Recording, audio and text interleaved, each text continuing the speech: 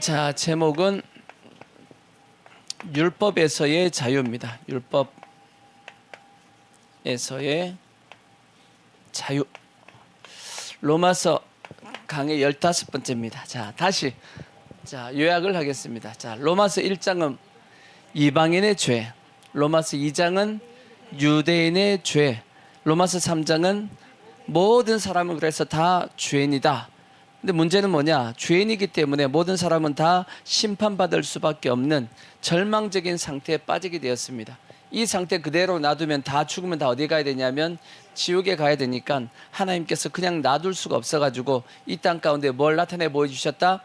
하나님의 의를 나타내 보여주셨다라고 말씀했어요. 그 하나님의 의가 뭐다?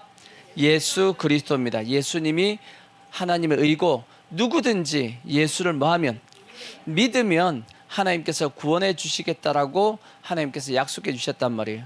그 믿음의 예로서 든 사람이 누구냐?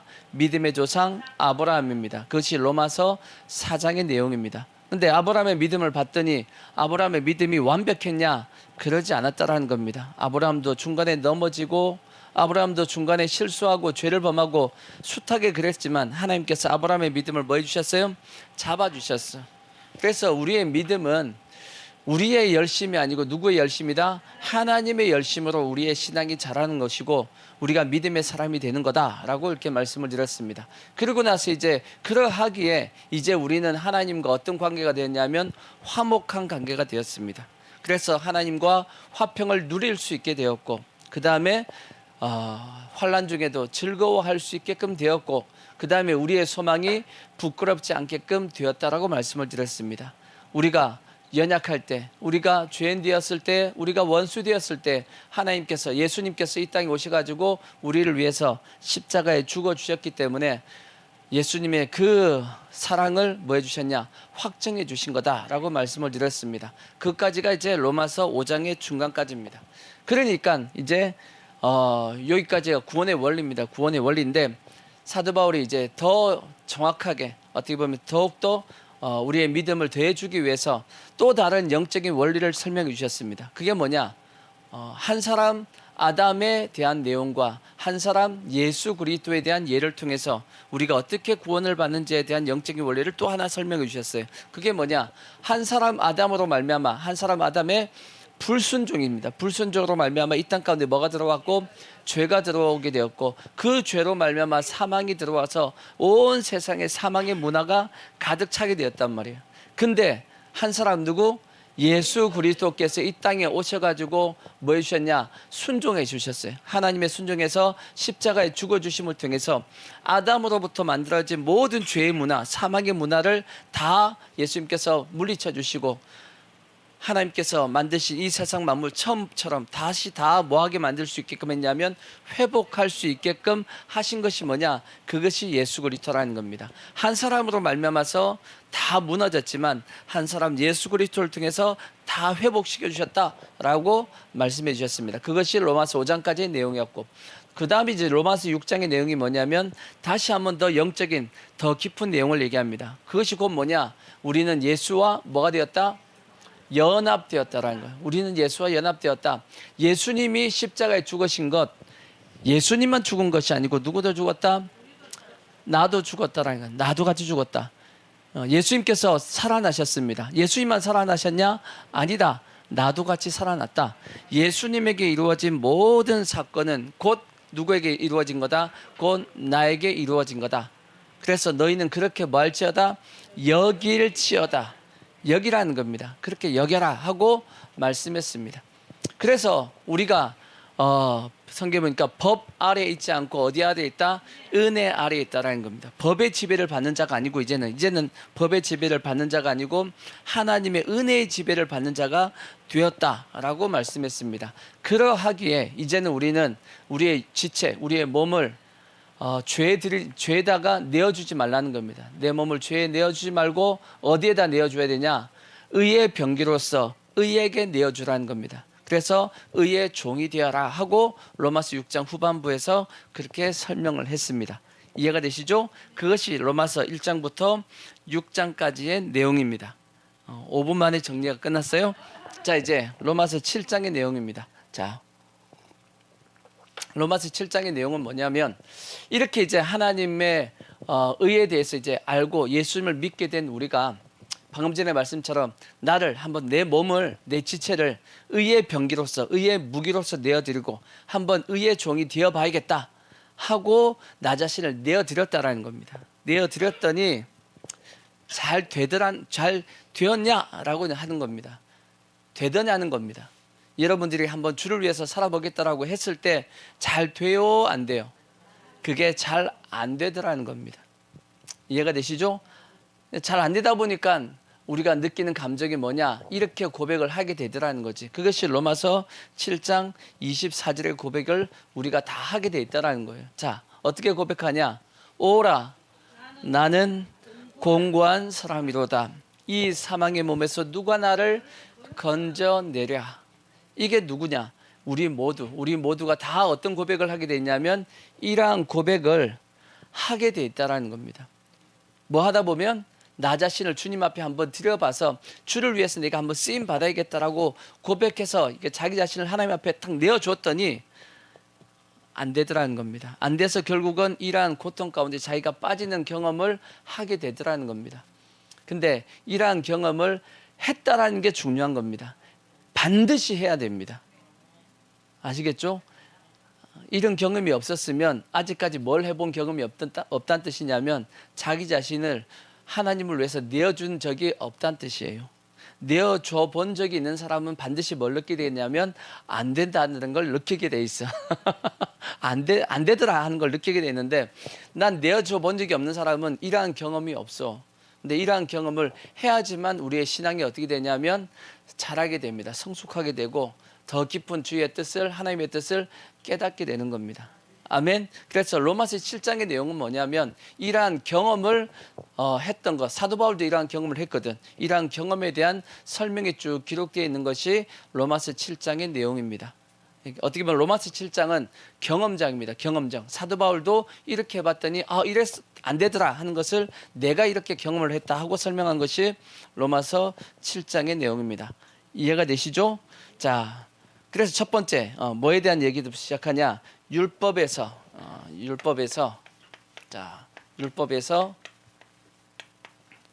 자유를 얻는 원리를 설명합니다. 자, 첫 번째 이제 사도 바울이 로마서 7장 1절부터 설명하는 것이 뭐냐? 율법에서 뭘 얻는 원리라고요? 자유를 얻는 원리를 쭉 설명합니다. 자, 1절부터 보시면 이렇게 돼 있어요. 형제들아, 내가 법 아는 자들에게 말하노니 너희는 그 법이 사람이 살 동안만 그를 주관하는 줄을 알지 못하느냐? 남편이 있는 여인이 그 남편 생전에는 법으로 그에게 매인 바 되나 만일 그 남편이 죽으면 남편의 법에서 벗어나느니라. 그러므로 만일 그 남편 생전에 다른 남자에게 가면 음녀라. 그러나 만일 남편이 죽으면 그 법에서 자유롭게 되나니 다른 남자에게 갈지라도 음녀가 되지 아니하느니라. 이 내용은 다 쉽죠? 이걸 뭘로 설명하냐? 사도 바울은 율법, 죄입니다. 죄에 대한 내용이고요. 그 다음에 나를 무슨 관계로? 이제 부부 관계로 이제 설명을 한 거예요. 무슨 관계로? 부부 관계로 딱 붙어 있는 부부 관계로 설명을 했습니다. 부부 관계에서 같이 살 동안은 만약에 딴 쪽이 여기서 이제 남자 쪽에서 부인이 있는데 부인은 아니지. 음녀라고 되어 있으니까 여자 쪽에서 남편이 있는데 딴 남자에게 가서 그런 짓을 행하면 그건 뭐가 된다? 음녀고 오늘날로 얘기하면 간음죄가 되는 거죠. 맞죠? 근데 만약에 그 남편이 죽었어. 그 남편이 죽어가지고 이 여인이 딴 남자에게 시집을 갔어. 그러면 죄가 돼요? 안 돼요? 그건 죄가 안 되지. 왜 죄가 안 되냐? 그 법에서 그 남자의 그 남편의 법에서 뭐 했어요? 벗어났잖아. 이미 남편이 뭐 했으니까? 죽었으니까. 어떻게 보면 둘 중에 하나만 뭐 하면 되죠? 둘 중에 하나만 죽으면 돼. 그러면 반대편은 반드시 뭐 하게 되죠? 그 법에서 벗어나서 자유를 얻는 겁니다. 남편이 죽으면 아내가 그 남편에게서 자유를 얻고 아내가 죽으면 그 남편은 그 부인에게서 자유를 얻는 겁니다. 둘 중에 하나만 뭐 하면 되죠? 죽으면 뭐 할 수 있다? 자유를 얻어서 뭐 할 수 있냐면 자유를 얻어서 딴 남자에게 가든지 딴 여자에게 가든지 하는 것은 죄가 된다 안 된다? 안 되고 자유할 수 있다라는 겁니다. 그것을 사도 바울이 지금 현재 설명을 하는 겁니다. 그러면 자 보자고요. 우리가 율법에서 자유를 얻는데 율법이 죽었어요? 율법은 죽지 않았습니다. 왜? 성경에 보면 율법이 죄냐? 율법은 나쁜 거냐? 아니다라고 얘기했어. 그럴 수 없다 그랬죠. 율법은 여전히 살아 있습니다. 오히려 완전케 해야 된다. 굳게 세우느니라 그렇게 사도 바울이 얘기했죠. 죄도 사라진 것은 아닙니다. 그러면 누가 죽었어요? 누가? 내가 죽었어. 내가. 자 다시 한번 보시면 자 로마서 6장 2절을 보십시오. 로마서 6장 2절 보시면 그럴 수 없느니라. 죄에 대하여 죽은 우리가 누가 죽었다는 얘기예요? 우리가 죽었다는 얘기예요. 죄가 죽은 것이 아니고 우리가 죽었죠. 그 밑에 11절도 보시면 11절 보시면 이와 같이 너희도 너희 자신을 죄에 대하여 뭐한 자요? 죄에 대해서 죽은 자다 그랬어. 누가 죽었어요? 우리가 죽었어. 우리가. 다시 갈라디아서 2장 19절 보시면 갈라디아서 2장 19절 보시면 내가 율법으로 말미암아 율법에 대하여 뭐 했다? 율법에 대하여 누가 죽었어요? 내가 죽었어요. 이해가 되시죠? 자, 방금 전에 제가 말씀드렸듯이 부부 관계 속에서 남자가 죽으면 여자가 그 남자에게서 자유롭죠. 마찬가지로 여자가 죽으면 그 남자도 여자의 부인에 대해서 자유를 얻듯이 둘 중에 하나만 뭐 하면 된다? 하나만 죽으면 됩니다. 둘 중에 하나가 죽으면 반대편은 뭐 한 거다? 자유를 얻는 것, 자유를 얻는 거다. 이해가 되시죠? 그와 같이 율법과 죄가 죽은 건 아니지만 누가 죽었어요? 내가 죽었어. 나의 옛사람이 죽었단 말이야. 내가 죽었으니까 더 이상 나는 율법과 죄에 대해서 뭐 할 필요가 없어요? 그 법에 매일 필요가 없다. 뭐 하면 되죠? 자유하면 된다. 그 뜻입니다. 사도 바울이 설명한 것이 그 내용의 말씀이에요. 이해가 되시죠? 그래서 7장 4절 로마서 7장 4절을 보시면 그렇게 설명이 되어 있어. 그러므로 내 형제들아 너희도 그리스도의 몸으로 말미암아 율법에 대하여 죽임을 당하였으니 이는 다르니 곧 죽은 자 가운데서 살아나신 이에게 가서 우리가 하나님을 위하여 열매를 맺게 함이라. 뭔 뜻이냐? 율법에 대해서 누가 죽었냐? 내가 죽었으니까 이제는 율법에 뭐 할 필요 없다? 매여 있을 필요가 없지. 매여 있을 필요가 없고 나는 이제 뭐 하면 된다? 자유를 얻었으니까 내 마음대로 뭐 할 수 있다? 딴 남자에게 갈 수 있는 겁니다. 딴 분에게 갈 수 있는 거죠. 그 딴 분이 누구다? 하나님에게 우리가 갈 수 있게끔 되었다. 그 뜻을 이제 설명을 하고 있는 겁니다. 이해가 되시죠? 그래서 우리는 더 이상 뭐 할 필요가 없냐?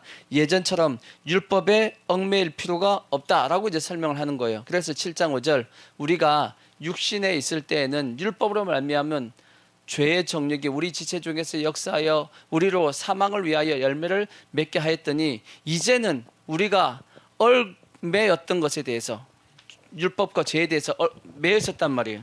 뒤에 문 좀 닫아주시고 자 얽매였던 것에 대해서 뭐 했으니까 죽었잖아. 죽었으니까 이제 율법에서 뭐 했다? 이제 우리는 벗어났단 말이에요. 그래서 율법 조문에 묵은 것으로 이제 아니할 거다라고 이제 설명을 한 겁니다. 자, 우리는 더 이상 뭐 할 필요가 없다? 율법과 죄에 매여 있을 필요가 있다 없다? 그래서 율법에서 우리는 뭘 얻었다? 자유를 얻었다라는 거지. 죄에 대해서도 뭐 했다? 자유를 얻었다. 그래서 우리가 찬송 부르잖아요. 죄에서 자유를 얻게 함은 예수 그리스도의 피의 능력으로 우리는 죄에 대해서 완전한 자유를 얻었다라고 말씀하고 있고 그래서 다시 로마서 6장 14절 아까도 잠시 설명했듯이 로마서 6장 14절 죄가 너희를 이제 뭐 할 수 없다? 주장할 수 없다라는 거지. 이는 너희가 어디 아래에 있고 어디 아래에 있지 않고 법 아래에 있지 않고 은혜 아래에 있기 때문에 더 이상 죄에 대해서 우리가 묶여 있을 필요가 없다라는 겁니다. 우리는 율법에서 죄에서 완전한 뭘 얻었냐? 자유를 얻었기 때문이에요. 이게 영적인 원리입니다. 그러니까 사도 바울이 부부 관계를 통해서 우리가 어떻게 율법에서 죄에서 자유를 얻었는지 설명을 하는 겁니다. 한쪽이 죽었으니까 반대편 한쪽은 뭐 할 수 있다? 거기에서 벗어나서 자유를 얻을 수 있다. 그래서 우리가 율법과 죄에서 내가 죽었으니까 나의 옛사람이 죽었죠. 그러니까 이제 나의 새 사람은 뭐 할 수 있냐? 자유롭게 내가 가고 싶은 데 갈 수 있다라는 겁니다. 그 자유롭게 갈 수 있는 그곳이 어디예요? 하나님한테 내가 마음대로 갈 수 있게끔 되었다라고 사도 바울이 설명을 하는 겁니다. 그리고 나서 사도 바울이 두 번째 설명하고 있는 것이 뭐냐? 그러면 율법은 죄인가 하고 얘기합니다. 율법은 죄냐라고 라고 이제 설명을 합니다. 자, 왜냐? 성도들이 이제 율법에 대해서 뭐 하고 있냐면 오해하고 있는, 율법에 대해서 잘 오해하다 보니까 성도들이 이 율법에서 벗어나지 못하는 부분이 솔직히 너무 많습니다. 신앙생활 가운데 늘 율법에 대해서, 하나님의 이 법에 대해서 뭐 하고 있냐면 눌려 있다고. 성도들이 그것에 대해서 사도 바울이 이제 설명하려고 하는 거예요. 눌리지 말라고 이제 설명하고 있는 겁니다. 그러니까 다시 말씀드리면 한번 생각해 봐죠. 우리가 율법에서 자유를 얻어야 된다 그랬죠. 율법에서 자유를 얻어야 되니까 율법이 나쁜 거냐라고 설명을 할 수 있죠. 나쁘니까 벗어나야 된다라고 얘기하는 거 아니겠어요? 아니라는 겁니다. 율법에서 우리가 자유를 얻어야 된다라고 얘기를 하다 보니까 성도들이 그러면 율법이 나쁜 건가? 율법이 죄인가? 이렇게 생각할 수 있는데 그런 것은 맞다 아니다? 아니다라고 설명하는 겁니다. 그러니까 율법에 대해서 우리가 뭐 해야 되냐? 정확한 정의를 내리고 있어야 된다는 거지. 그래서 7절 말씀 다 로마서 7장 7절에서 이어서 이렇게 설명을 하는 겁니다. 그런즉 우리가 무슨 말을 하리요? 율법이 죄냐? 그럴 수 없느니라. 자꾸 율법에서 벗어나야 됐다. 율법에서 자유를 얻었다 하니까 율법이 죄인가? 근데 죄는 아니다라고 얘기한, 죄 아니다. 왜냐? 율법으로 말미암지 않고는 내가 뭘 알 수 없다? 죄를 알지 못하였으니. 그래서 율법은 뭘 하기 위해서 주신 거다? 하나님께서 우리가 죄인이라는 것을 깨닫게 하기 위해서 주신 법이 뭐다? 그것이 율법이라는 거지. 그래서 곧 율법이 탐내지 말라 하지 아니하였더라면 내가 탐심을 알았냐 몰랐냐? 몰랐을 거다라는 거지. 율법에서 탐심은 죄다라고 딱 말씀을 했기 때문에 우리가 탐심은 뭐다라는 걸 아냐면 내가 뭔가 탐심을 가지는 것은 죄구나라고 내가 깨닫게 됐다라는 거지. 그러니까 율법이 없었으면 죄를 깨달을 수 없었다라는 겁니다. 그래서 율법은 나쁜 것이 아니고 율법은 오히려 성경에 보니까 선하고, 그 뒤에 12절을 보시면 로마서 7장 12절 이로 보건대 율법은 거룩하고 그 다음에 계명도 거룩하고 의롭고 선하다라고 말씀을 하는 겁니다. 그래서 율법을 통해서 우리가 뭘 깨닫게 되냐면 죄를 깨닫게 되는 거죠. 그러니까 특히나 우리가 율법이 없었으면 죄인데도 불구하고 죄 아닌 걸로 알고 짓고 살아갈 것이 솔직히 엄청나게 많단 말이에요. 십계명을 보시면 십계명은 기본적으로 하나님을 섬기지 않는 것, 죄예요, 죄 아니에요? 죄죠. 죄란 말이에요. 근데 우리가 하나님을 섬기지 않고 살은 적이 얼마나 오래냐고. 다 죄 짓고 살고 있었던 거 아니겠어요? 근데 죄인지 알았어요, 몰랐어요? 몰랐잖아. 믿고 났더니, 율법이 들어오고 났더니 이게 죄구나 하는 것이 우리가 이제 깨닫게 된 거지. 내 부모를 공경하라고 말씀했잖아. 부모를 공경하라. 다르게 얘기하면 안 됩니다. 내 부모를 공격하라 이렇게 하면 안 돼. 누가 그렇게 얘기를 했어? 내 부모를 공경하라 그랬지. 그렇죠? 내 부모를 공경하지 않는 건 뭐예요? 그것도 죄라는 겁니다. 근데 만약에 율법이 없었으면 부모를 공경하지 않는 것이 죄라는 것을 몰랐겠지. 살인하지 말라. 살인도 죄 아니에요? 죄라고 우리는 알고 있지만 이 율법이 없었으면 그 죄라는 걸 몰랐을 수도 있죠. 당연히 어떤 나의 이익을 위해서 사람을 죽일 수 있지 이렇게 생각할 수도 있는 거 아니야. 왜? 그렇게 하는 사람들 많잖아 지금. 뿐만 아니라 살인하지 말라, 간음하지 말라, 도적질하지 말라, 탐내지 말라. 남의 것에 대해서 이제 탐내지 말라는 거죠. 거짓말하지 말라. 이런 것도 다 죄예요, 죄 아니에요? 죄지. 특히나 마귀라는 놈이 이 세상 가운데 세 가지로 이 세상 가운데 역사한다고 했죠.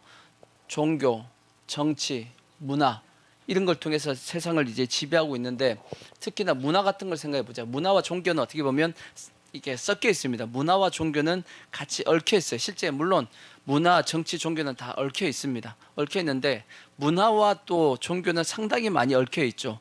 종교를 통해서 뭐가 만들어지죠? 문화가 많이 만들어지기 때문에 이게 많이 얽혀 있단 말이에요. 그러니까 문화라는 것을 가지고 종교라는 것을 통해서 우리에게 마귀가 지금 싹 찾아와 있다고.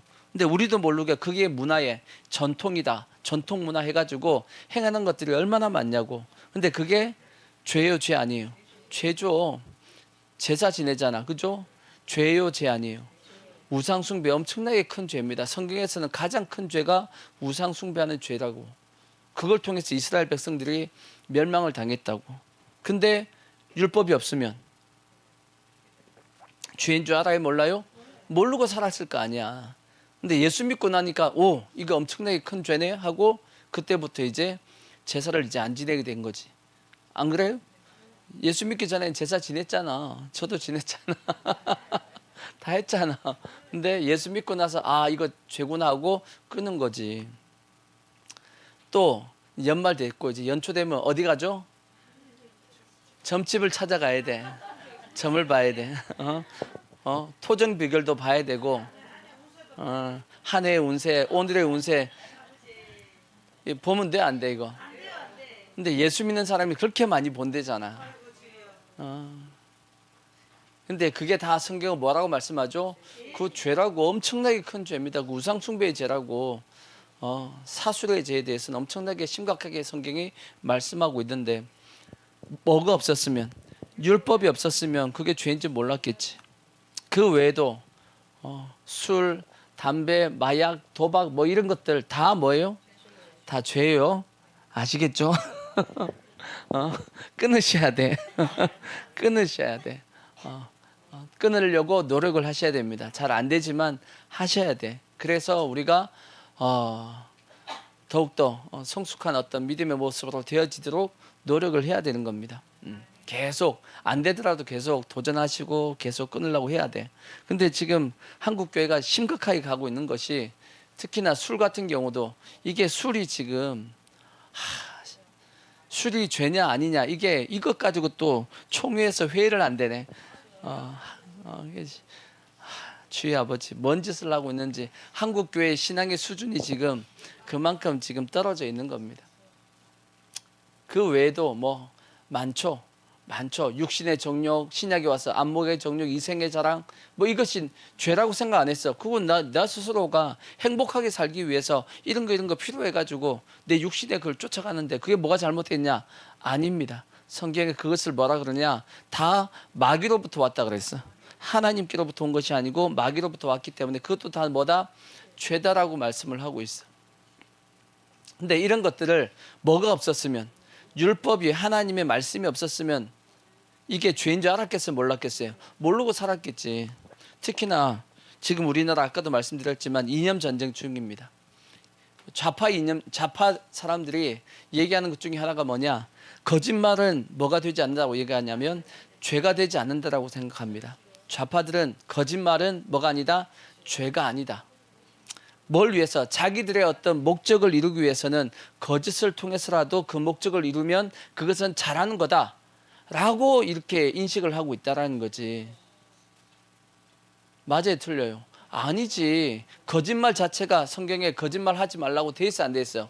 10계명이 돼 있단 말이지. 그거는 하나님이 10가지 계명 중에 넣은 겁니다.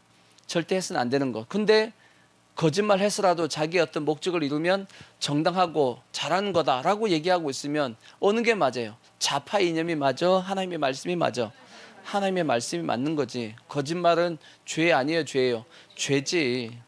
그래서 본질적으로 여러분 예수 믿는 사람들은 뭐가 될 수 없냐면 좌파가 될 수가 없어요. 왜? 좌파하고 안 맞아. 성경은 좌파하고 안 맞습니다. 근데 성도들 중에서 좌파가 많어. 이해가 안 됩니다. 그분들은 성경을 모르든지 아니면 좌파가 뭔지 모르든지 둘 중에 하나일 것 같아. 모르니까 아니면 진짜 예수를 안 믿든지. 교회는 다니지만 누구를 안 믿어요? 예수를 안 믿든지 그런 분들 난 많다라고 생각합니다. 뭐 동성애를 찬성하는 목회자들도 있죠. 난 그분들을 예수 믿는다고 생각 안 합니다. 저는 거짓 선지자라고 생각합니다. 거짓 선지자지 그 예수 믿는 사람 아니에요. 뭐 해방 신학이라든지 이상한 신학하는 사람들, 자유주의 신학, 예수 안 믿는 사람이에요. 그들은 예수 믿는다라고 마치 자기가 어떤 성직자의 직분을 가지고 있지만 그 성직자의 직분을 가지고 양을 어떻게 보면 죽이고 있는 양의 탈을 쓴 일입니다. 일이. 그러니까 절대 그들을 쫓아가면 안 됩니다. 그래서 예수 믿는 사람들은 예수를 진짜 알면 좌파하고는 안 맞아요. 본질적으로 안 맞습니다. 근데 한국교회 지금 많은 성도들이 또 좌파를 쫓아가거든. 저는 이게 그래서 심각합니다. 나중에 주님께서 알곡과 쭉정이를 뭐 해봐요? 이렇게 체질을 해볼 때 이게 어떻게 될까 싶은 마음도 솔직히 듭니다. 하여튼 그래서 율법이 필요한 이유는 뭐냐? 이러한 기준이 확실해야 되는 거예요. 기준이 있어야지만 이것이 죄인지 죄 아닌지 깨닫게 하기 위해서 하나님께서 우리에게 주신 것이 뭐냐? 그것이 율법이기 때문에 그래서 율법은 거룩하고 의롭고 선하다라고 말씀을 하고 있는 겁니다. 그럼에도 불구하고 왜 성경을 그래서 근데 우리에게 율법에서 자유를 얻어야 된다라고 말씀을 하고 있냐? 정확하게 율법에 주신 목적을 우리가 그래서 뭐 해야 되냐면 깨닫고 알아야 될 것이고 율법에 주신 목적대로 우리가 뭘 써야 되냐면 율법을 써야 되는 겁니다. 율법을 주신 목적대로 율법을 써야 돼. 그래서 율법은 우리가 다 지킬 수 있어요? 없어요? 못 지킵니다. 율법을 다 지킬 수 없다라고 성경은 말씀을 하고 있어요. 자, 로마서 7장 그 앞에 7절 보시면 자, 그런즉 우리가 무슨 말을 하리요? 율법이 죄냐? 그럴 수 없느니라. 율법으로 말미암지 않고는 내가 죄를 알지 못하였으리니 곧 율법이 탐내지 말라 아니하였더라면 내가 탐심을 알지 못하였을 것이고 그러나 죄가 괴를 타서 계명으로 말미암아 내 속에서 온갖 탐심을 이루었나니 이는 율법이 없으면 죄가 죽은 것입니다. 뭔 뜻이냐? 율법이 없으면 죄를 죄로 내가 알지 못했을 것이다. 그렇게 말씀하고 있는 거죠. 그리고 로마서 3장 20절에 보시면 단호하게 이렇게 말씀합니다. 그러므로 율법의 행위로서 그의 앞에 의롭다 하심을 얻을 육체가 있냐 없냐? 없다. 아시겠죠? 율법으로서는 절대 의롭게 될 수 없다. 다르게 얘기하면 율법은 다 지킬 수 있다 없다? 없다. 그런 뜻입니다. 그러니까 율법은 다 지키라고 주신 법이 아니고 그렇다고 해서 율법인데 다 어겨도 되네? 그 얘기 아니에요. 율법은 단지 우리가 뭐 할 수 없는 거다. 다 지킬 수 없고 지킬 수 없는 부분이 있기 때문에 그걸 통해서 나 자신이 뭐라는 것을 죄인이라는 것을 깨닫게 하려고 주신 것이 뭐다? 그것이 율법을 주신 목적이다 라는 걸 우리가 정확하게 알아야 된단 말이에요. 근데 이것도 한번 생각해 볼 수 있어. 뭘 생각해 볼 수 있냐? 여러분 예수 믿기 전에 여러분들은 율법이 있었어요 없었어요? 없었잖아. 예수 믿기 전에 율법이 없었죠. 그때는 죄를 죄인지 알았어요 몰랐어요? 몰랐단 말이지. 근데 언제 알게 되었죠? 예수 믿은 후에 알게 된 겁니다. 왜 그러면 예수 믿기 전에는 몰랐다가 예수 믿은 후에 내가 죄를 깨닫게 되었냐? 이유는 뭐냐는 거지. 그 이유는 뭐냐? 예수 믿기 전에는 인간은 뭘로 되어 있다 그랬죠? 세 가지로 되어 있다 그랬죠. 무엇과? 영과 혼과 육으로 되어 있죠. 우리 육체는 있잖아. 예수 믿기 전에도 육체는 살아있었어요? 안 살아있었어요? 살아있었잖아. 그죠? 혼, 내 속에 있는 마음, 기본적으로 마음이죠. 생각하는 것 살아있었어요? 안 살아있었어요? 살아있었단 말이야. 영은 내 안에 있었어요? 없었어요? 영은 내 안에 있었어. 영이 없는 사람은 없어요. 그럼 짐승이요. 영이 없는 건 짐승이고 근데 영은 내 안에 다 있단 말이에요. 예수 믿든지 안 믿든지 다 영이 있다고. 중요한 것은 영은 있는데 뭘 못하고 있냐? 영의 기능이 죽어 있는 거예요. 영의 기능이 세 가지라 그랬죠. 또 영의 기능 세 가지 뭐죠? 첫 번째가 양심, 두 번째가 직관이 뭐예요? 하나님의 뜻을 깨닫는 그 감각, 그것을 직관이라 그럽니다. 그 다음에 세 번째가 하나님과 교통하심, 영적인 교통이 이루어지는 그 연결하는 게 있어요. 이 세 가지가 내 영적인 기능입니다. 이 영적인 기능인데, 예수 믿기 전에는 예수 믿기 전에는 이 세 가지의 기능이 많이 죽어 있단 말이에요. 그나마 약간 살아있던 게 뭐냐면 양심이 그래도 살짝 살아 있었던 겁니다. 그러다가 예수 믿은 후에는 영이 확 살아났다고. 영의 기능이 확 살아난단 말이에요. 살아났더니 제일 먼저 우리가 확 이게 살아난 것이, 그것이 뭐냐면 양심이야. 양심이 기능이 확 살아난단 말이에요. 그래서 예수 믿은 후에는, 예수 믿기 전에는 죄라고 생각되지 않았던 것들이 예수 믿은 후에는 그 다음부터 뭐가 생겨나냐면 온갖 다 뭘로 느껴지기 시작하냐면 죄로 느껴지기 시작합니다. 그러니까 예수 믿었더니 온통 내가 지금까지 뭔 삶을 살았냐면 죄 짓고 살았던 거야. 예수 믿기 전에 몰랐는데 예수 믿고 났더니 뭐가 살아나서 양심이 확 살아나니까 온통 내가 남한테 거짓말한 것도 다 죄인 거 다 느껴지고, 내가 횡단보도 내 마음대로 막 뛰어갔던 것도, 이것도 다 뭐예요? 그것도 죄라고 다 느껴지고, 운전하다가 신호 안 지키고 막 다녔던 것도 다 뭐고, 그것도 다 죄입니다. 죄예요, 죄 아니에요? 죄 맞아요. 예수 믿으면 그게 다 살아납니다. 그러니까 평상시 그렇게 죄라고 생각하지 않았는데 예수 믿고 났더니 그런 사소한 것까지도 다 뭘로 느껴지냐면 죄라고 막 이게 느껴지기 시작한단 말이에요.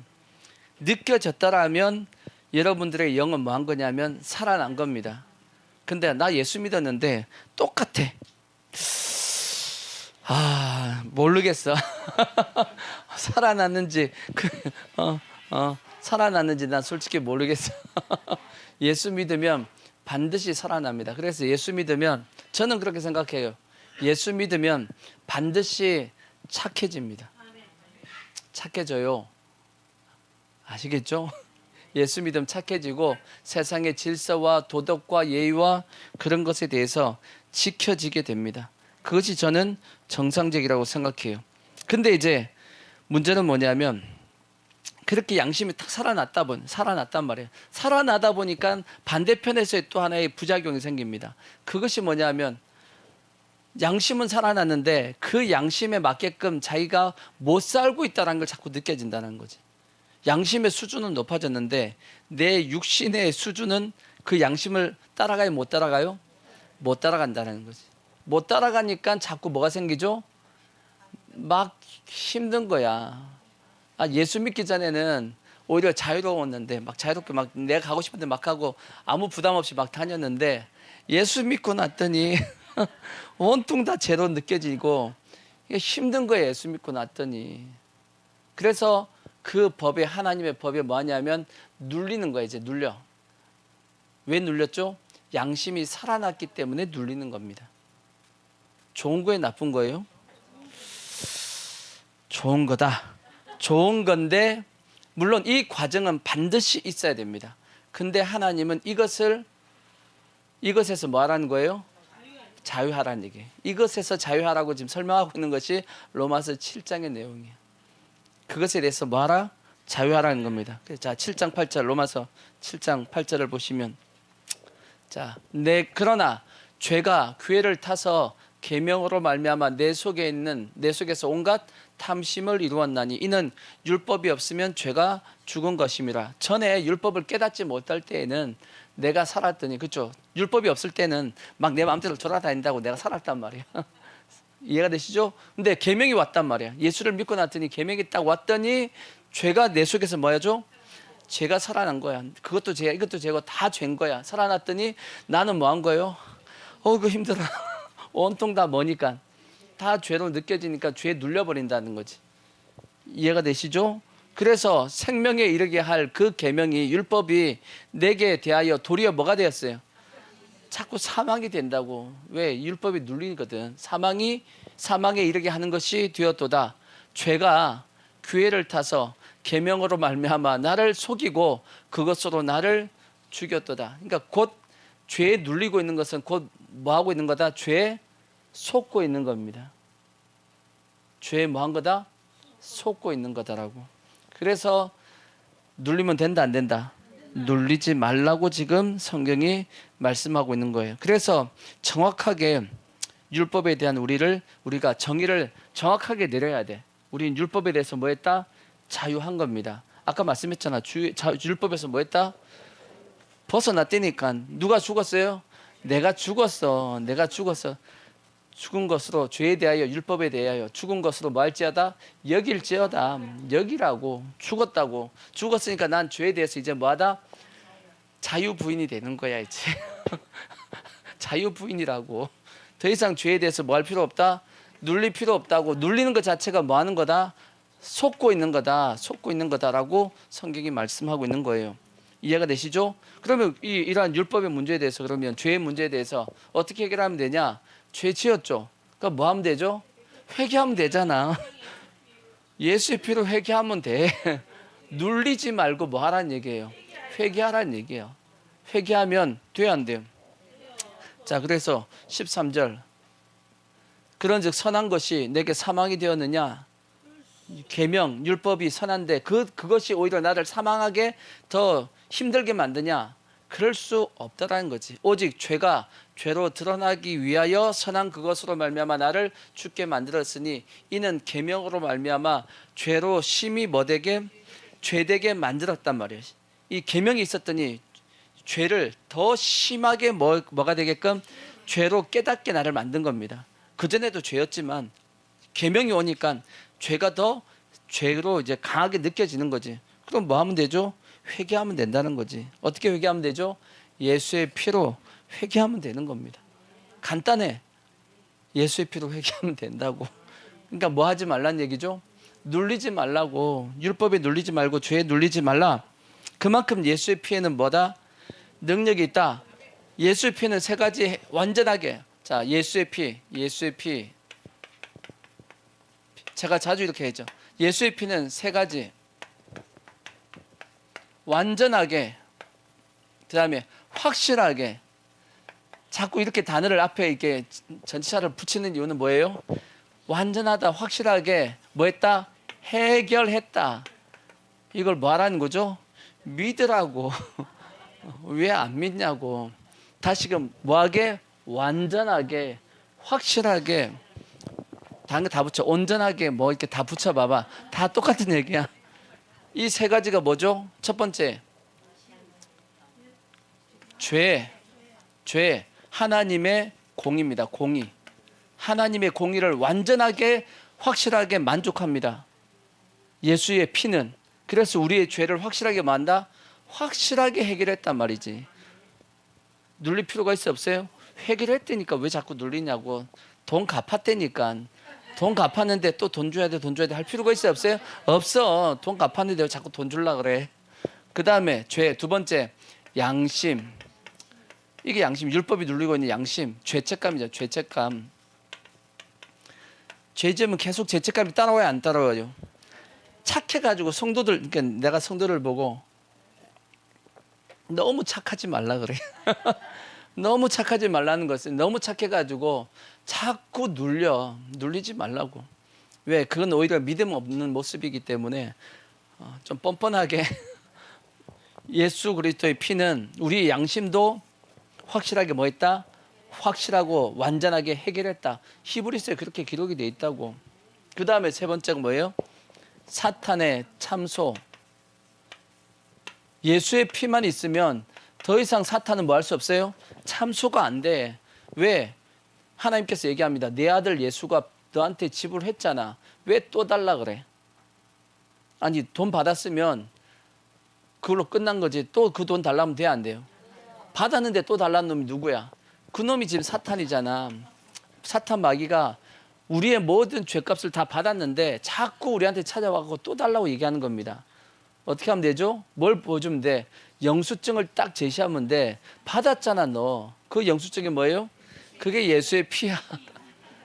그러니까 뭐 하지 말라고. 죄에 대하여, 율법에 대하여. 왜 죄와 율법을 이렇게 묶어놨냐? 자, 고린도전서 15장 56절을 보시면 고린도전서 15장 50. 사망이 쏘는 것은 죄요. 죄의 권능이 뭐기 때문에 율법 때문에 우리가 죄를 알게 되었죠. 죄가 힘이 있는 것은 뭐가 있기 때문이에요? 율법이 있기 때문이에요. 그러니까 율법과 죄를 묶어놓은 이유는 그것 때문이야. 죄에서 자유를 얻었다, 율법에서 자유를 얻었다, 똑같은 말입니다. 아시겠죠? 그래서 우리는 더 이상 예수 피만 있으면 뭐에 눌릴 필요가 없다? 죄, 율법에 눌릴 필요가 없다라는 겁니다. 그러고 나서 이제 다시 이제 사도 바울이 로마서 7장에서 설명하고 있는 이제 자기의 경험을 얘기하는 거예요. 경험. 그게 뭐냐면 내 속에 있는 두 본성입니다. 두 본성. 내 속에 있는 인간 속에 두 가지의 뭐가 있다? 본성이 있다. 그 본성이 뭐냐 하고 봤더니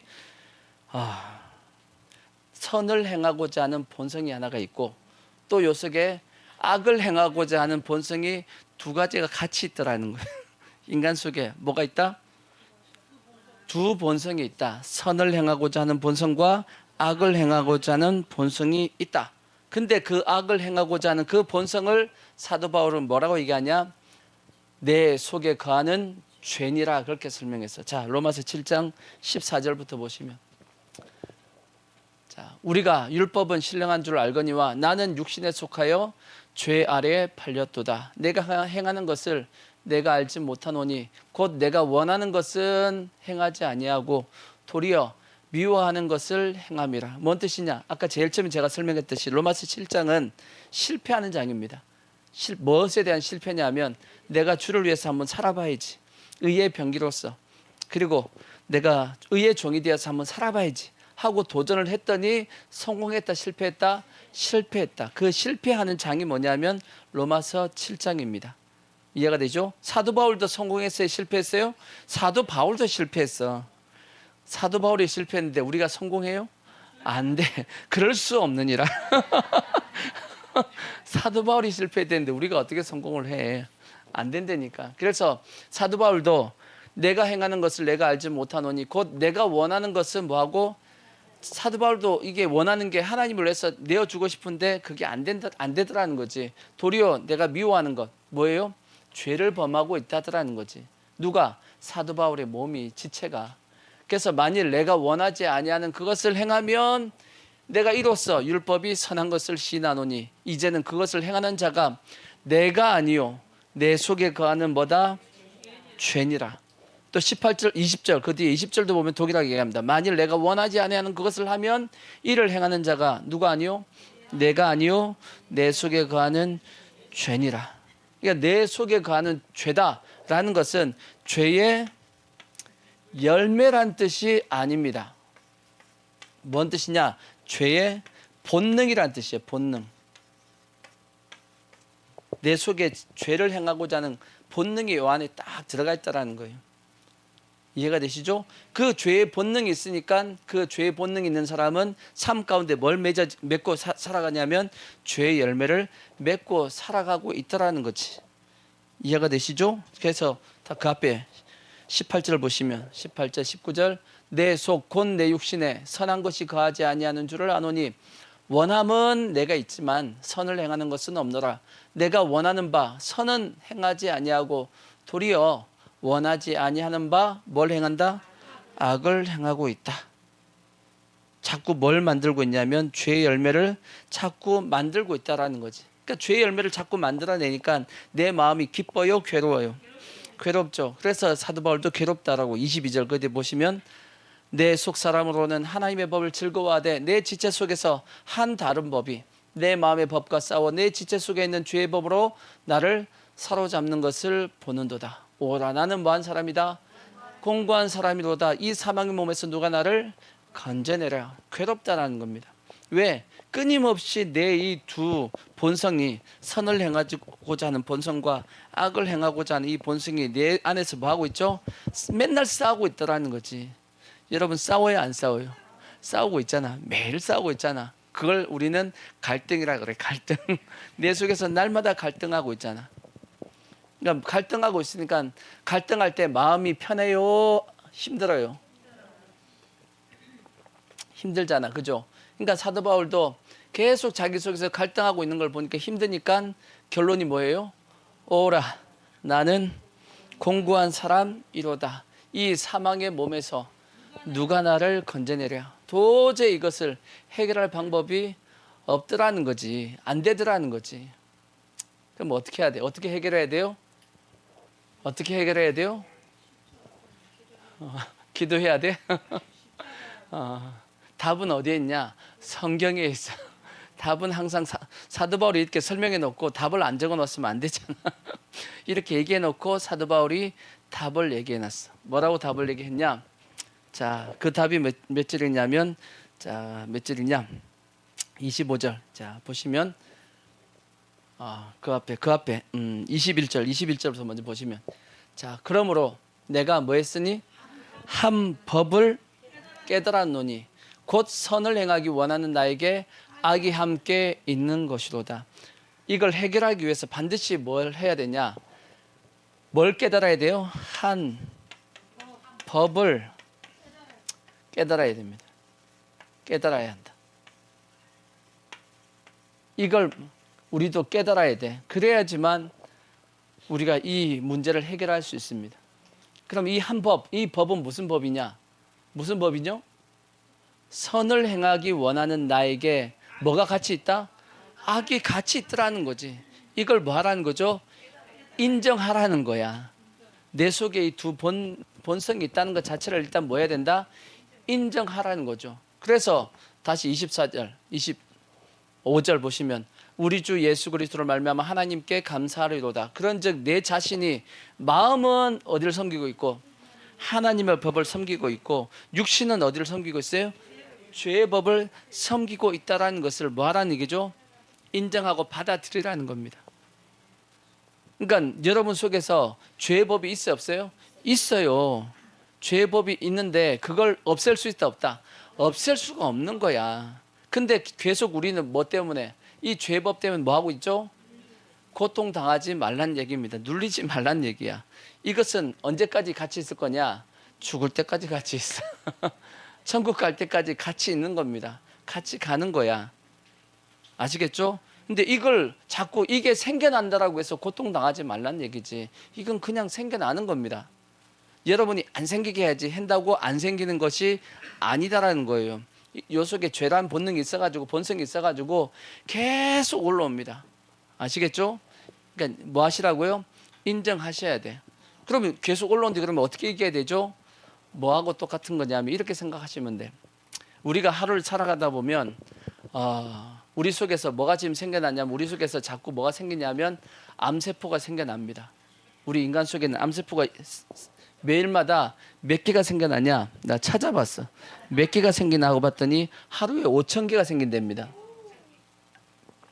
우리 인간이 세포가 몇 개냐면 약 70조에서 100조 사이의 세포로 인간이 이루어져 있답니다. 우리 인간이 세포가 몇 개요? 70조에서 100조의 세포가 우리 인간으로 이제 형성하고 있는데, 근데 우리 속에서 매일마다 몇 개가 생겨요? 5,000개가 암세포가 생긴답니다. 근데 암세포가 생겼다라고 해서 우리가 암에 걸리나요? 그건 아니지. 이 암세포가 생겨났던 암세포가 결국은 뭐 하는 거죠? 죽어요. 다 사라져. 그리고 그 다음날 또 생겨. 암세포가 안 생기게 할 수 있는 방법이 있어요, 없어요? 없어. 계속 생겨. 그렇게 죽을 때까지 생기는 겁니다. 계속. 그럼 암세포가 계속 생기는데 그러면 나 암에 걸려 죽겠네? 아니지. 암세포를 죽이는 역할을 하는 것이 있어, 없어요? 그게 뭐냐면 면역력이야. 면역세포가 있단 말이에요. 그놈이 다 뭐 하냐면 암세포를 다 없애버려요. 그래서 5,000개가 생긴다 할지라도 우리가 걱정할 필요가 없는 것은 우리의 면역력이 좋으면 그 암세포들을 다 죽여버리는 겁니다. 그러면 암세포가 생겨도 돼, 안 돼요? 생겨도 상관없어. 왜? 면역력이 강건하면 있으면 그놈들을 매일 죽이면 되니까. 이해가 되죠? 똑같이 내 속에 있는 죄란 놈이 계속 뭐 하냐면 죄 본능이 계속 올라와서 죄의 열매를 맺으려고 할 거란 말이야. 근데 뭐가 더 강하면, 면역력이 더 강하면 이 죄를 다 뭐 할 수 있냐면 날마다 다 씻어낼 수 있는 겁니다. 그렇게 하라는 거야. 성경은 안 생길 수 없다. 그걸 뭐하라는 얘기냐면 인정하라는 거예요. 매일마다 올라온다라는 거지. 그러니까 올라오는 내 속에서 자꾸 올라오는 이 죄에 대해서 그거에 대해서 뭐 하지 말라고요? 왜 나는 자꾸 죄가 생각이 되지? 눌리지 말라는 거예요. 원래 인간은 육체가 있는 인간은 자기 중심적일 수밖에 없고 그럴 수밖에 없다라는 거지. 무슨 얘기인지 이해가 되시죠? 그거에 대해서 그 율법과 그 죄에 대해서 눌리지 말라는 겁니다. 그거는 원래 그런 거다. 그래서 내 마음은 하나님의 법을 섬기려고 하는 마음이 있죠. 또 내 육신은 뭘 섬기려고 한다? 죄의 법을 섬기려고 하는 것이 날마다 같이 있다. 근데 뭘 더 강력하게 만들어주면 하나님의 법을 지키려고 하는 마음을 더 뭐하게 하면 강력하게, 이게 명령력을 더 강하게 만드는 겁니다. 강하게 만들면 자연스럽게 뭔 약해진다? 죄의 법의 육신의 이 죄의 법은 약해진다라는 거예요. 이해가 되시죠? 그러니까 방법은 뭐냐? 죄의 이 면역력을 하나님의 법을 지키려고 하는 그것을 더 강력하게 만들어주면 자연스럽게 이것은 약해져서 내 삶 가운데 힘을 발휘하지 못하는 겁니다. 이해가 되시죠? 그렇게 하라는 겁니다. 성경은. 그래서 그러면 어떻게 하면 그렇게 할 수 있냐? 성경에 여러 가지 방법을 제시하고 있어요. 자, 나의 영적인 면역력이죠. 영적인 면역력을 강력하게 만들어주는 방법은 뭐냐? 그 첫 번째가 뭐냐면 로마서 8장 1절을 보시면 로마서 8장 1절 다시 똑같은 말씀이에요. 그러므로 이제 그리스도 예수 안에 있는 자에게는 결코 뭐가 없다? 결코 정죄함이 없다. 결코입니다. never. 영어가 나왔어. never가 뭐예요? 결코 없다라는 거예요. 결코 없어. 뭐가 없다? 예수 믿는 사람은 절대 뭐 하지 않는다. 하나님이 정죄하지 않는다라는 거예요. 너 나쁜 놈이야, 너 죄인이야 라고 하나님이 한다 안 한다? 그렇게 우리에게 안 한다라는 거예요. 하나님이 안 하겠다는데 왜 자꾸 내 스스로가 난 죄인이야 그렇게 할 필요가 있어요 없어요? 없다라는 거지. 하나님이 안 하니까. 보세요. 그래서 이는 그리스도 예수 안에 있는 생명의 성령의 법이 죄와 사망의 법에서 너를 뭐 했기 때문이에요? 이미 우리는 해방받았어. 이미 자유를 얻었다니까. 죽었으니까 이미 자유를 얻었는데 굳이. 그래서 우리는 이 믿음을 확실하게 가지셔야 돼. 다시는 죄를 대해서 정죄한다 안 한다? 안 하니까 이 죄에 대해서 뭘 얻어야 된다? 자유를 얻어야 된다. 이게 뻔뻔한 게 아니란 말이에요. 이걸 성경은 오히려 믿음이라고 말씀하잖아. 다시금 말씀드리면 예수 피의 능력을 믿는 믿음입니다. 아시겠죠? 그래서 첫 번째 이것이 먼저 우리가 확실해야 되고, 그리고 두 번째가 뭐냐? 갈라디아서 5장 16절을 보시면, 갈라디아 5장 16절 보시면 내가 이르노니 너희는 무엇을 따라서? 성령을 따라 행하라. 그리하면 육체의 욕심을 이루지 아니하리라. 육체의 욕심은 성령을 거스르고 성령은 육체를 거스리나니 이 둘이 서로 뭐함으로? 대적함으로 너희가 원하는 것을 하지 못하게 하려 함이라. 그러니까 내 속에는 성령의 소욕, 성령이 내 마음가운데 주시는 마음이 있고 내 육신이 가지려고 하는 마음이 있단 말이에요. 이 둘이 서로가 만다 싸우고 대적하고 있다, 싸우고 있다라고 말씀하고 있잖아. 여기다가 그래서 우리는 사도 바울이 얘기했듯이 성령 충만은 뭐하라는 거예요? 받으라는 거지. 성령에 충만하면 육신의 소욕에 대해서는 우리가 쉽게 뭐 할 수 있냐면 이길 수 있다라는 겁니다. 그러니까 성령 충만을 받아야 될 이유가 그것 때문이야. 마치 이거 비슷한 게 뭐냐? 여러분, 내가 기분이 엄청나게 좋아. 좋은 일이 있어. 기분이 너무 좋아가지고 막 하는데 누가 툭 쳤어. 툭 쳤다고 해서 내 기분 나쁜 게 사라지지 않습니다. 그냥 기분 좋아. 근데 내 기분이 엄청 나빠. 근데 막 하고 있는데 누가 툭 쳤어. 째려보잖아 이렇게. 내가 뭐 하기 때문에, 내가 기분이 좋고 내가 내 영적 상태가 좋으면 누가 나를 건드린다 할지라도 내 영적 상태 그대로 그냥 좋은 겁니다. 근데 내 영적 상태가 안 좋아. 안 좋으면 뭐 하죠? 누가 건드리면 기분 나쁜 거야. 째려보게 돼. 이게 제일 확실한 게 뭐냐면 여자분들이 한 달에 한 번씩 마법에 걸릴 때야. 그때는 건드리면 안 돼. 건드리면 안 돼. 왜? 괜히 건드렸다가는 공격을 받을 수 있어. 왜? 여자분들이 힘든데 건드리니까 막 이제 짜증이 나는 거지. 이해됩니다. 이해합니다. 그때는 남자분들은 조심하시고 피해 다니셔야 돼 이렇게. 그런 거, 그런 것처럼 내 몸 상태, 그러니까 나의 어떤 영적인 컨디션이죠. 내 컨디션이 좋으면 웬만한 어떤 공격도 쉽게 이겨나갈 수 있는데 내 컨디션이 나쁘면 조금의 어떤 공격도 쉽게 내가 반응하게 되듯이 그게 성령 충만한 모습입니다. 내가 성령에 충만하면 웬만한 어떤 공격도 마귀의 공격도 쉽게 쳐낼 수 있는 겁니다. 그러니까 면역력을 뭐 해야 되냐? 높여야 된다는 얘기야. 그러면 마귀의 공격도 쉽게 우리가 이길 수 있다라고 성경이 말씀하고 있는 거예요. 또 하나 뭐 있냐? 골로새서 3장 1절에 보시면 골로새서 3장 1절 보시면 그러므로 너희가 그리스도와 함께 다시 살리심을 받았으니 뭘 찾으라고요?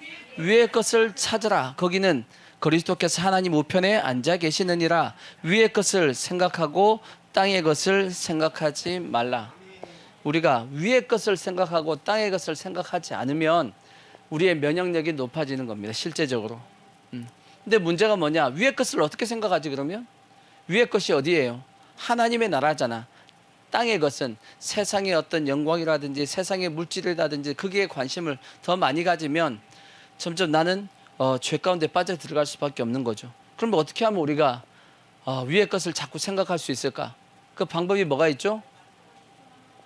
위의 것을 생각하는 방법은 답은 어디 있다?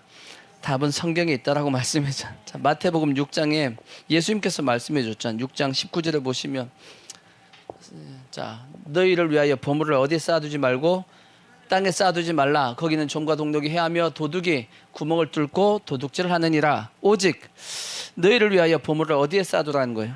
하늘에 쌓아두라. 저기는 좀이나 동독이 해하지 못하며 도둑이 구멍을 뚫지도 못하고 도둑질도 못하느니라. 내 보물이 있는 그곳에는 뭐도 있다? 내 마음도 있다. 우리가 자꾸 저 천국을 바라볼 수 있는 하나님 나라를 바라볼 수 있는 방법은 간단합니다. 내 보물을 어디에 쌓아둬야 돼요? 내 보물을 저 하나님 나라에다 천국에다 쌓아두면 돼. 천국에다 쌓아두면 자꾸 어디 쳐다보냐면 천국 쳐다봅니다. 왜? 보물 거기 있잖아. 근데 내 보물을 천국에다가 안 쌓아두고 저기 주식에다가 쌓아뒀어. 그럼 어떻게 하죠? 자꾸 주식을 열어봅니다. 왜? 내 보물 거기 있잖아. 주식을 열어본다고. 어디에다가 내 보물을 쌓아두냐에 따라서 그 사람이 하늘을 보는 위에를 보는 삶을 살 것이냐 아니면 다른 땅의 것을 보고 살 것이냐 그것이 결정되어지는 겁니다. 내가 위에 걸 생각해야지 위에 걸 생각해야지 그렇게 해서 생각되어지는 게 아니에요. 보물을 하늘에 쌓아두면 그러니까 하늘을 소망해서 살게 되고 땅에다가 쌓아두면 자꾸 땅을 볼 수밖에 없는 겁니다. 그래서 우리의 보물을 어디에 쌓아두라고요?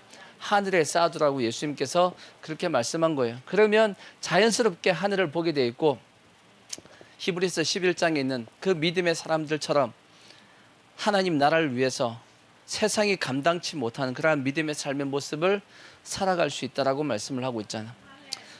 하나 더 말씀을 드리면 자 야고보서 4장 7절을 보시면 야고보서 4장 7절 보시면 그런즉 너희는 하나님께 복종할지어다 마귀를 대적하라 그리하면 너희를 피하리라 하나님을 뭐하라 가까이 하라 그리하면 너희를 가까이 하시리라 죄인들아 손을 깨끗이 하라 두 마음을 품는 자들아 마음을 성결하게 하라 그렇게 말씀했죠.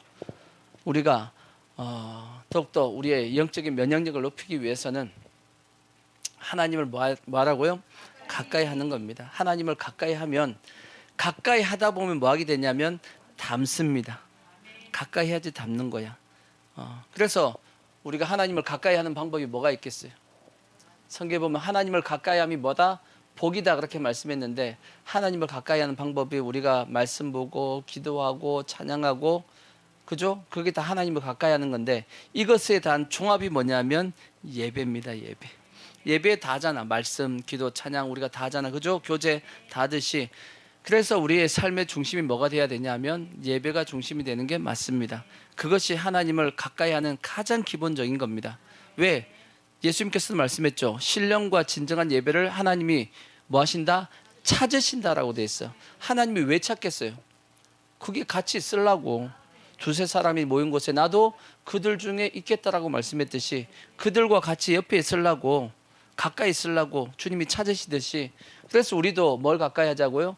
예배를 가까이 하고 그것이 곧 하나님을 가까이 하는 것이고 그걸 통해서 하나님을 뭐 하게 되냐면 더 닮아갈 수 있게 되는 것이고 우리의 어떤 영적인 이러한 면역력이 더 강해지는 겁니다. 그러다 보면 죄는 점점 뭐 하게 되냐면 멀어지게끔 돼 있어. 그래서 우리가 다시금 말씀드립니다. 로마서 7장 더 이상 우리는 뭐에 대해서 눌리실 필요가 없냐? 죄와 율법에 대해서 눌릴 필요가 없어요. 그거는 같이 가는 겁니다. 아시겠죠? 그냥 같이 간다. 언제까지? 저 천국 갈 때까지 같이 가는 거다. 생겨난다고 해서 두려워할 거 없어요. 생기면 뭐 하면 되냐? 예수 이름으로 쳐내버려. 예수의 피로 쳐내보면 돼 그냥. 그리고 우리는 계속 하나님을 향해서 나아가면 됩니다. 하나님의 법이 점점 내 속에서 더 힘을 얻게끔 만들어주면 되는 거야. 그러면 점점 죄의 법은 약해지게 될 겁니다. 그래서 우리는 이러한 모습을 통해서 육신의 법이 아닌 하나님의 법을 따라서 온전히 살아갈 수 있는 우리 모든 성도들의 모습이 되기를 부탁의 말씀을 드리겠습니다. 아멘.